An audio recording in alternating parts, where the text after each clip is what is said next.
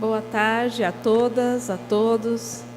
Em nome da Câmara Municipal de Ribeirão Preto e do Fórum de Saúde Mental de Ribeirão Preto, nós queremos dar as boas-vindas a todos os participantes do 2º Congresso Internacional de Saúde Mental, do Instituto Franca e Franco Basaglia. Para nós é uma grande alegria podermos sediar esse encontro, acolher a todos nesta tarde, dando continuidade aos trabalhos que foram realizados nesta manhã.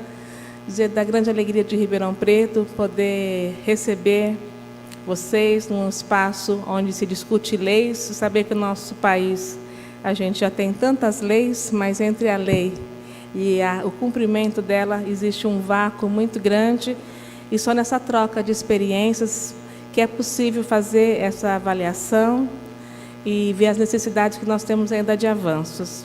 Então, nós desejamos uma tarde de muito sucesso, bastante trabalho, mas também grandes desafios e muito motivadora para todos engajados aí na luta da saúde mental. Gostaria de convidar a professora Clarissa Webster, que está à frente desse projeto e vai fazer a apresentação do palestrante dessa tarde. Muito obrigada.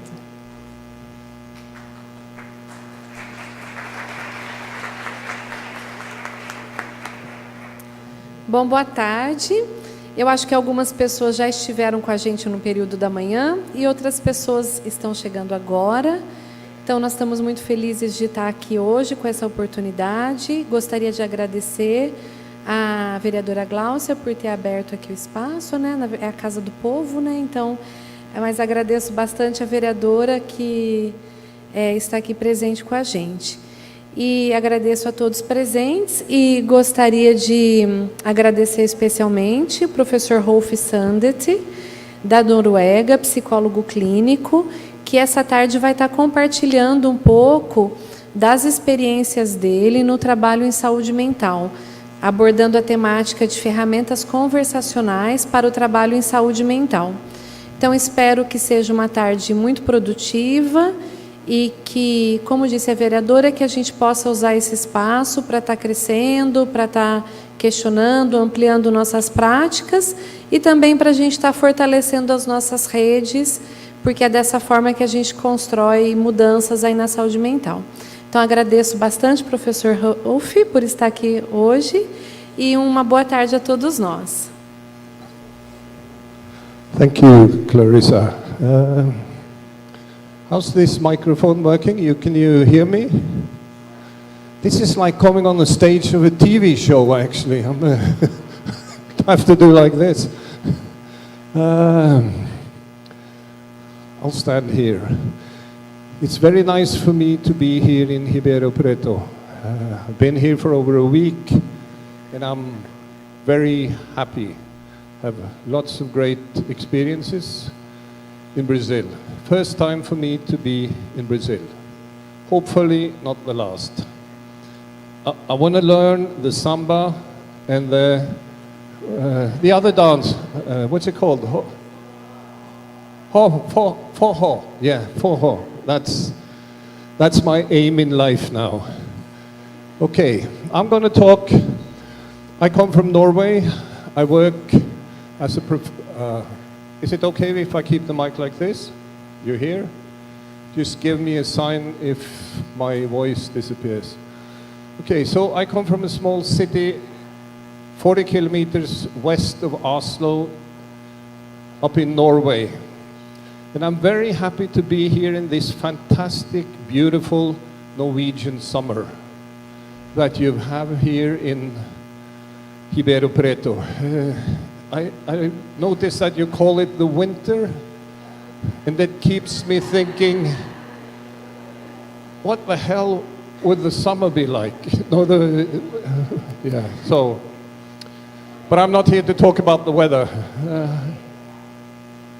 I'm here to talk about working in Norway. And what is important is that when I'm going to talk, I talk from my context. So the ideas that I'm going to tell you about must be translated into a Brazilian context. So this is very important. I try to open up for questions and small discussions so you can comment. I think protest is very important. Protest speaks to the fact that what I'm saying doesn't fit with your context. So it's also important that you protest. Norway is a fortunate country. In many ways, we are the sheiks of the north. We struck oil, and that's made work quite good for us. So we have a strong social support system. I know that things are different in Brazil. So again, see if some of these thoughts could bring you to think about something important in your country. But I'm just new in getting to know the Brazilian context, but I'll try to not give you too many wild examples from Norway. This is a picture. I have some commercials, you know, if you want to go to a cold country, this is a place to go. This is the winter. It's artwork outside the university college where I live.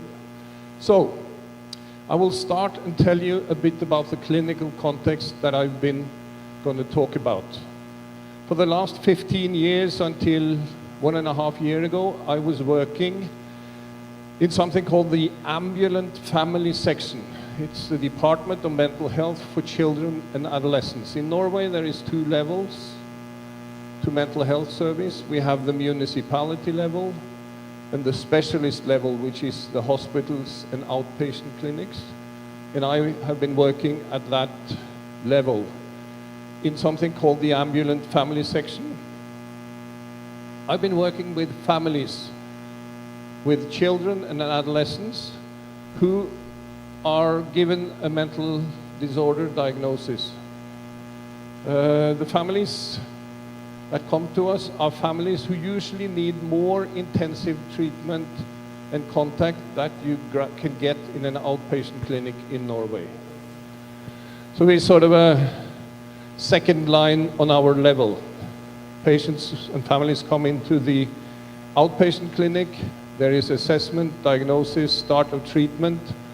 And then, probably in Brazil, as everywhere, therapists and mental health workers meet families that,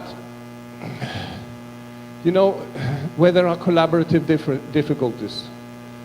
That the family doesn't really want to do what we want to do. The families think differently about the problem that I've been taught to think about the problem. So we had families that had tried treatment elsewhere, both on the municipality level and the specialist healthcare level. They wasn't helped, and in addition to not being helped, there had developed collaborative problems. And these collaborative problems very often has to do with the families, parents, children not experiencing being heard or respected. It has also a lot to do with families experiencing that they are blamed for the children's problems, that the parents are blamed for the children's problems. Now, I know from my own family and from my own experience as a parent that parents do very many different things. Those of you who are parents, you can think about situations where you really feel like a good mother or father. But I would also guess there are situations when you really doubted what this was going to do to your children. So it's not that I know also from my own family as a child that there are things parents do that is not good for children. And especially when families live under difficult social conditions with poverty, hard living conditions, these problems increase. But in a typical middle-class society that I come from, parents keep on doing strange things. But for me, mental problems are coming into the world due to a lot more than simply living with your parents. There are genetic things, There are lack of fit between the child and their environment. There are social issues. There are accidents. People die, parents die for reasons of sickness, for instance. So to me, mental health issues and problems are the result of complex processes. It's not easy to find one factor. Although we know that trauma and transgression are bad events to be exposed for violence, for instance, also. But there is also the fact that even though you've been exposed to trauma, you don't necessarily develop mental problems. So this is a complex situation. So I've worked with these families who've been seen as difficult to collaborate with, and they have experiences with prior therapy that is no good for them. This doesn't mean that prior therapists are bad therapists. But in Norway, there are bureaucratic constraints on how to do mental health work. You should first do an assessment, then you should give a diagnosis. This diagnosis should make you check or find the right treatment. This is a system that fits many families in my country, but there are also many families it doesn't fit. There are even, I work with families who refuses to use psychiatric diagnosis on their children, for instance. So in order to help them, I have to do this paradoxical move that I state a diagnosis in the medical journal, but I don't use it as a tool in treatment. So there is a diversity. Okay, that was the next slide, wasn't it? Yeah. So, could you go back with the slide once? Yeah, so, okay, next slide, thanks. So, I worked in a team that you could call an eclectic. You know, we steal from everywhere. We are basically therapeutic thieves who steal from all kinds of models. That's to be eclectic. Then we are trans-diagnostic in the sense that diagnosis was not important for us when we choose which families who were coming to us. We chose those families who had trouble elsewhere, and diagnostics was not very interesting. We are inspired by systemic, narrative, dialogical, and collaborative-oriented ideas, for those of you who are interested or know these kinds of ideas. But you don't have to know them in order to listen to this here. So, next slide. This is a belief. It's not the truth, but it's belief. As a therapist, I have something I believe in. And I believe that there are no such things as interventions. There are only what I call turn-taking. Turn-taking speaks to the fact, for those of you who have small infants, or remember when, or seen small infants, you see just after birth, when the child has come into the world, and the infant and the mother starts this turn-taking. There is a sound from the child, the mother's responds with a sound, there is a bodily movement from the child, the mother responds with a bodily movement. So there is this growing dance between mother and infant. This is what we call turn-taking. And it's basic to all interactional thing, all conversations. One person speaks, the other listens. The listener speaks and the talker listens. And sometimes we talk in our mouth. Do you do that in Brazil? Yeah, I would guess. So, for me, there are turn-taking, there are coordinations. You know, coordination, when I watch the samba and see people who really can dance, their movements are like a river flowing. As a kid, I went to dancing school in Norway. And I had this strange experience that all the girls I danced with had this tendency to put their foot under my foot. And I thought, why can't they move their foot? Because I keep stepping on them.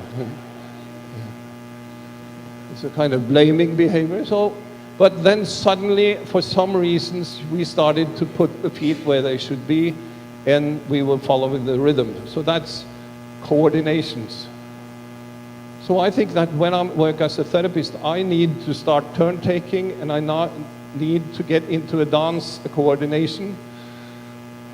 And usually coordinations are in conversations and dialogues.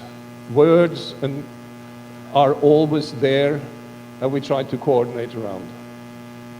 Okay, next slide, please. Next slide, please. Okay, so I wanted to talk about these families coming to us. They are referred from the outpatient clinic, and for us, what we have found out is that the first meeting is extremely important. What happens when you meet the families for the first time or second time decides very much what's going to happen later. So, what do we do when we meet our family? They come to us in the place. We had an apartment, for instance, that we had the opportunity to invite them into an apartment. What Norwegians do when they meet people is to talk about something ordinary in order to warm up. So Norwegians talk about the weather very often. Or if we've beaten Brazil in football, we would definitely start our conversations there. It's just happened once in our life. We're still talking about it, and I think it's 20 years ago. So we start with the ordinary, and we start to see what could these people talk with us about. And we try to be respectful. We try to do what we call affect regulation, in the sense that we would like people to feel comfortable, have some kind of feeling of safety. And every culture, I think, has manners of establishing these kinds of things. So just as in Brazil, coffee and tea is very important in Norway. So we usually offer people coffee and tea, and we talk about the weather, or when we beat Brazil and we start to talk, and people feel more at ease. And it's important for us to think that we will invite people to talk about something that they know how to talk about. That's what I call mastery. I've told some of my friends here my meeting with psychotherapy, so some of you have heard these stories before, but I'll try again. When I was 23, life was shit. And I felt I needed help, so I started psychotherapy with a body therapist, Reichian therapist. He told me to bring a sheet. I came, he asked me to put the sheet on the bed and to lie down on the bed.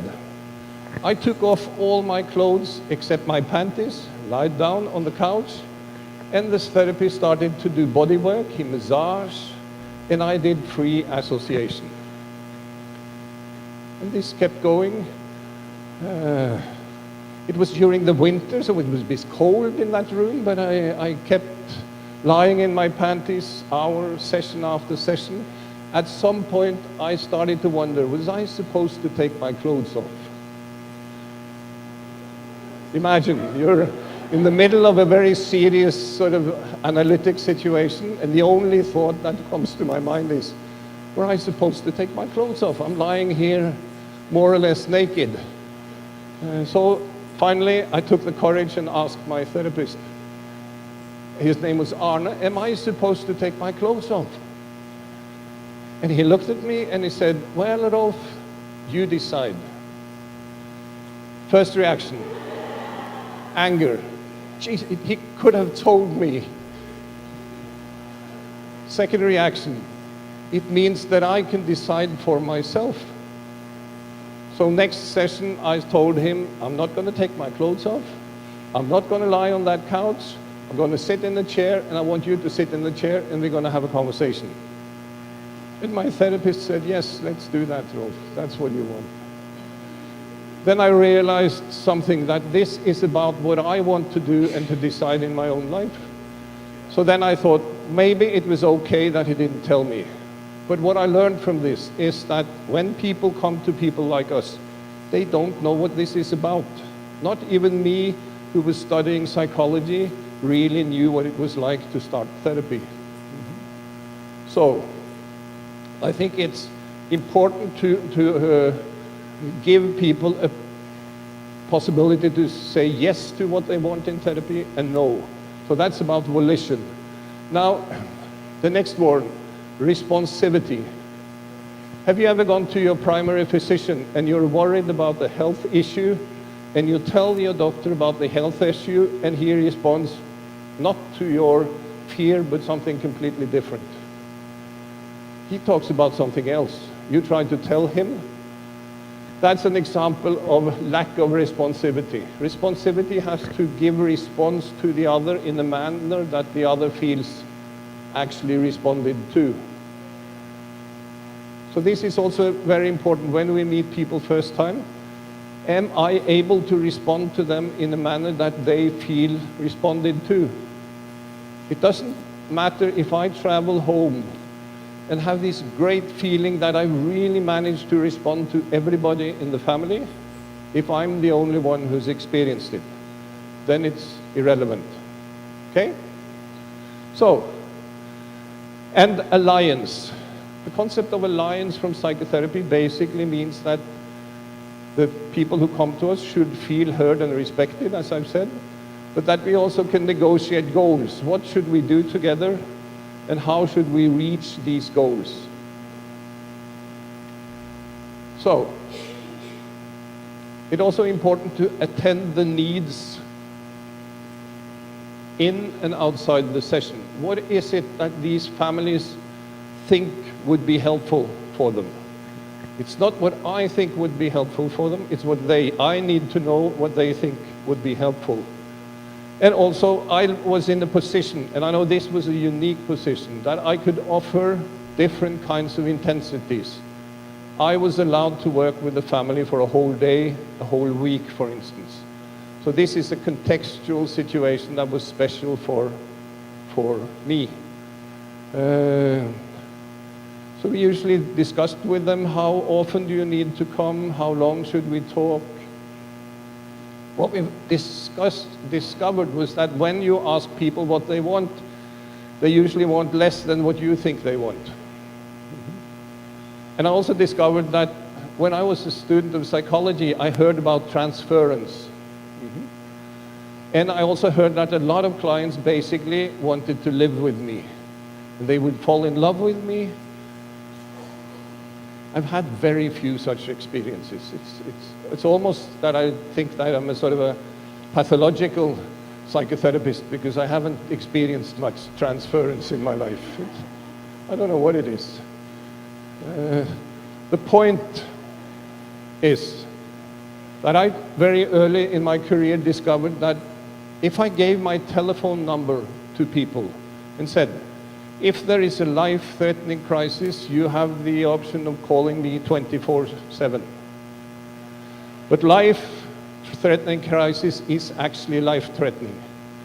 So I used to work with drug addicts, and I told them, if you're in another city broke, and you call me to get help for money at 12 o'clock in the evening, I'm not going to respond to you, because that's not a life-threatening situation for me, not least in Norway. But, so if there is not life-threatening, please call me through work hours and I'll try to set up a condition. I've never felt this being misused. I told some others today that that I got a call once sitting in a pub in Australia, and the father said, I need a session for me and my son tomorrow or the day after if you can. And I said, I'm sorry, I'm sitting in a pub in Sydney, Australia, drinking beer, so there will be no session this week. And the father said, oh, enjoy a beer for me and call me when you get back home. We can manage. So my experience with families is that if they have the opportunity to contact you, they will manage. So, next slide, please.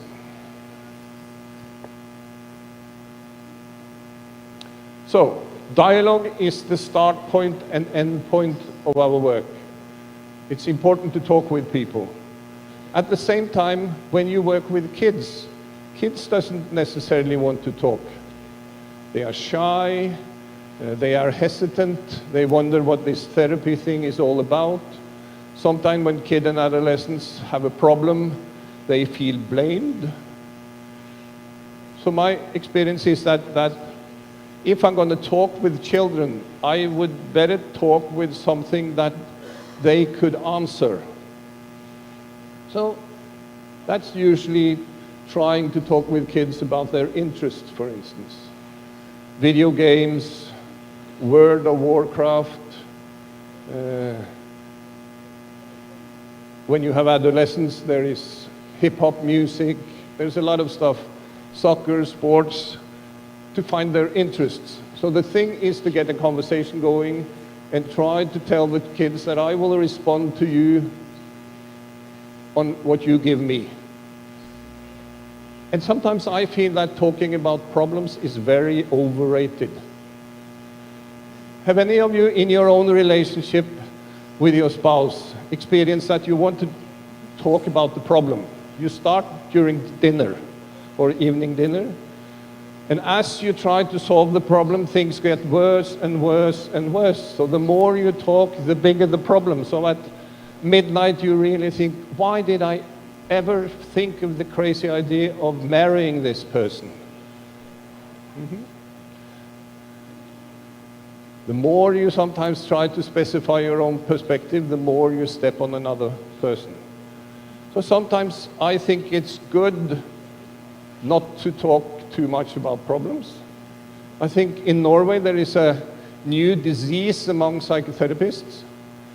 They suffer from a condition called the avoidance of avoidance. Do you know, they cannot avoid things. They have to be on target all the time. I think it's good to avoid things sometimes. You don't have to be in agreement with me on this. So what this means is that for us, the important place is to start with conversations where people feel confidence, that they are able to decide what they're going to say for themselves. They are allowed to say yes and they're allowed to say no. I don't know how it is in Brazil, but as I understand it, it's much similar as in Norway when it comes to outpatient clinics. You have to do a very serious assessment. Then after this very serious assessment, you have to decide on a diagnosis. And on the basis of the diagnosis, you choose a method. So that means there is quite a long period of time between you start contact with the family around assessment until you start treatment. The fact is that diagnosis is a bad predictor of outcome. Assessment, I can hardly find any evidence for assessment being important when it comes to correlate assessment and outcome of therapy. What seems to be the best predictors of outcome is early experience change, in the sense that the family feel a bit secure, a bit more hopeful, a bit more heard. It doesn't mean that the problem is gone, but you have started on a path that might lead to something different. This is a good predictor. And the other predictor is what I call the therapeutic alliance, this respectful relationship where you negotiate goals and you try to find a way of working together. For me, and I know a lot of doctors and psychologists are in disagreement with me when I say, given the evidence, you should never start with assessment. You should never start with diagnosis. You should always start with treatment, because an essential part of treatment is to establish this good relationship. We know from research that for some clients, the good relationship doesn't necessarily change you, but it gives an opportunity to better work with methods that can help you change. But we also know now from research that some patients actually changed their symptoms simply by being in this good relationship. So what I say is that, as such, we start with treatment and we bring assessment and diagnostics in on a need-to-know basis given by the family. From a judicial point of view, I have to set a diagnosis. But for some families, diagnostics is not relevant. So then I tell them, I'll give you this diagnosis, protest if you're not agree. Then it stands there, and then we just forget it. In other families, diagnostics becomes very important. I've struggled with my son for years.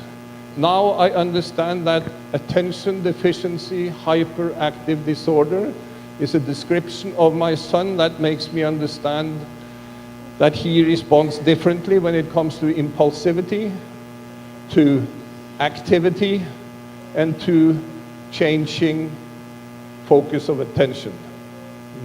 So this means I'm not against assessment and diagnostics, but they have to be put into a treatment context and not the other way around. It's important to talk with people and not about people. So what we've tried to say in our unit is that what I say about the family when I talk with my colleagues, I should be able to say the same things to the family. And if I say something to the family, I should say the same thing to my collaborative partners outside the session. If I'm not able to do these things, I recommend either to shut up or dissociate. You know, dissociation? It's usually connected to trauma, but I think it's important that if I have a thought that this mother is over-involved, she's symbiotic, or whatever kind of psychological word I mean, I need to talk with her and describe why do I use these words. And I have to do that in a respectful manner that doesn't blame her. If I'm not able to put that into words, then I must try to forget it. But I need to find a way. And seriously, if I talk with the referring agents, for instance, I would not use those kinds of words. I think that words get their meaning through how we use them. So it's when I use a word, I mean, the way we work, some colleagues said that we are therapists who are over-involved. I will try to show you that we do a lot of things with the family.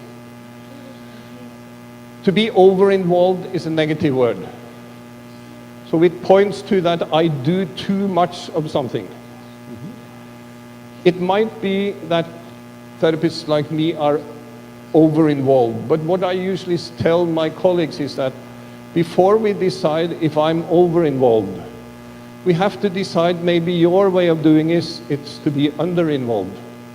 You do less. So we have to find out what are these words' content. Okay.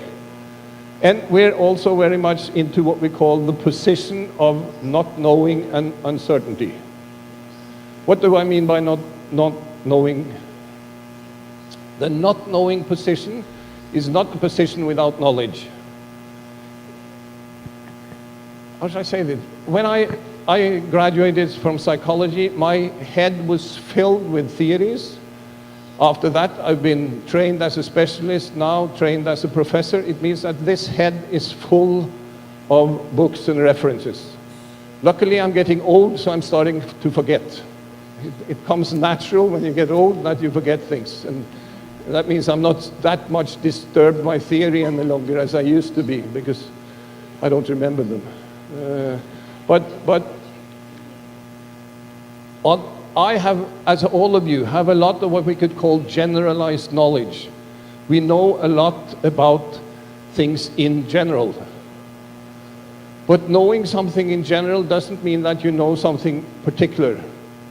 That I have read some research about families and mothers or fathers over-involvement doesn't mean that that applies to the family in front of me, or the person in front of me. So sometimes I wonder what use I have of generalized knowledge.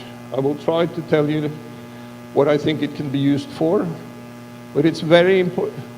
In science, you can use generalized knowledge to create hypotheses that you can investigate through scientific methods. I would never do that in a therapeutic context. I would never create a hypothesis and then set up a test to check, is this person this or that? I would rather talk with the person so that the person and I together can find out, for instance, this anxiety problem or this OCD behavior or whatever it is. How can the two of us understand it? So to me, to be a therapist is to use scientific knowledge, but you are never scientific. And then we could quarrel about what science is. So, uncertainty follows the not knowing position, because it means that every time I meet a family, a child, I'm uncertain. What is this all about? So it means that I need to get to know people. And my experience is that the quicker you find the truth, the more trouble you're in. The quicker you make a conclusion, this conclusion sticks. It's like a picture that you can't get out of your head. So uncertainty should help us always be in this position of always asking ourselves, is the picture I'm creating a good picture for the family or not? There is research from my country where Helen Nissen-Lee, her name is, looked at psychotherapy and investigated different therapists to find out which therapist seems to have the best results. And she basically found that there is very sort of two groups of therapists. It's those of us who know how to do this job. And we very clearly know that this person, this family should do this, and then everything would be okay. Then there is the other group who are very uncertain. They're not sure. They're like novice therapists. For those of you who just started to be a therapist, you're afraid, am I doing this wrong? These therapists seem to have a better result than those who are very sure. So, I know that some of you probably heard Richard Armitage earlier talk about open dialogues, and uncertainty is very central to open dialogue. It's the same principles that we follow. Okay, next slide, please. Now, you see I have a problem. I didn't know about this room, and I wanted to have a lot of stuff on the PowerPoint. And none of you are going to see what's on this PowerPoint. I don't see it either. So, what I'm going to do is I'm going to move up there because I need to see a bit. But before we do that, could we take just 5 minutes that you talk to the person beside you? If there is any, does this give meaning? What kind of thoughts you have? So I'd like you to take 5 minutes now, okay? 5 minutes for you.